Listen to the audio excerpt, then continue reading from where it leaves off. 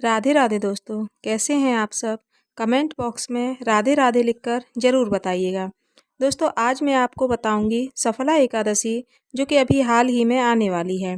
दोस्तों सफला एकादशी जैसे कि नाम से ही पता चलता है, सभी कार्य को सफल करने वाली होती है। इस बार सफला एकादशी का व्रत 19 दिसंबर 2022 दिन सोमवार को किया जाएगा और पारण का जो समय रहेगा वो मंगलवार 20 दिसंबर सुबह 8:05 से 9:04 तक रहेगा।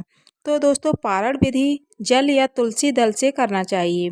पारण विधि द्वादशी को ही करना चाहिए।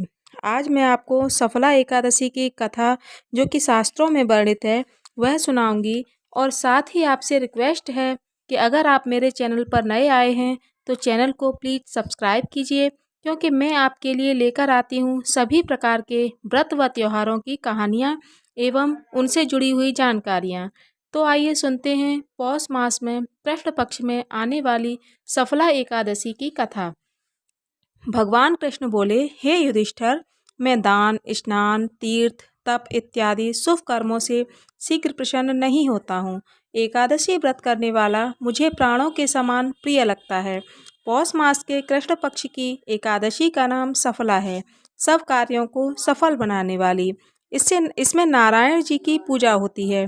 ऋतु अनुसार फल फूल तथा धूप दीप इत्यादि का पूजन करना चाहिए।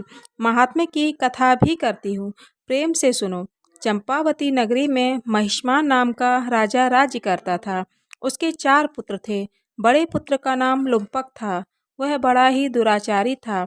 मांस मदिरा पर स्त्री गमन, वेश्याओं का संग इत्यादि कुकर्मों से संपूर्ण था। पिता ने उसे अपने राज्य से निकाल दिया था। वन में एक पीपल का वृक्ष था जो भगवान को प्रिय था। सर्व देवताओं का क्रीड़ा स्थल भी वहीं था। ऐसे पतित पावन वृक्ष के सहारे लुम्पक भी रहने लगा, परंतु फिर भी चाल टेढ़ी ही रही। पिता के राज्य में चोरी करने चला जाता था। पुलिस पकड़कर छोड़ देती थी। एक दिन पौष मास के कृष्ण पक्ष दशमी की रात्रि को उसने लूट मार अत्याचार किया और पुलिस ने वस्त्र उतारकर वन को भेज दिया। बेचारा पीपल की शरण में आ गया। इधर हेमगिरी पर्वत की पवन भी आ पहुंची। लुम्पक पापी के सब अंगों में गठिया रोग ने प्रवेश कर लिया। हाथ पांव अकड़ गए। प्रातः सूर्योदय होने के बाद कुछ दर्द कम हुआ। पेट का गम लगा। जीवों को मारने में आज असमर्थ था और न वृक्ष पर चढ़ने की शक्ति थी।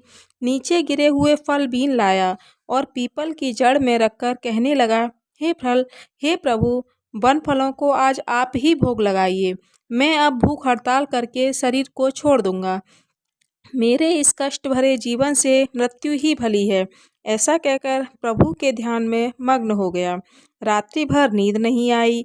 भजन कीर्तन प्रार्थना करता रहा, परंतु प्रभु ने उन फलों का भोग नहीं लगाया।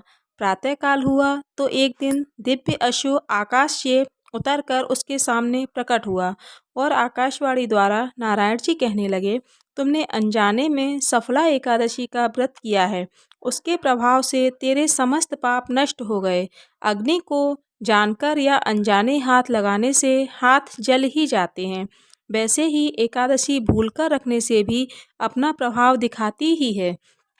अब तुम इस घोड़े पर सवार होकर पिता के पास जाओ, राज्य मिल जाएगा।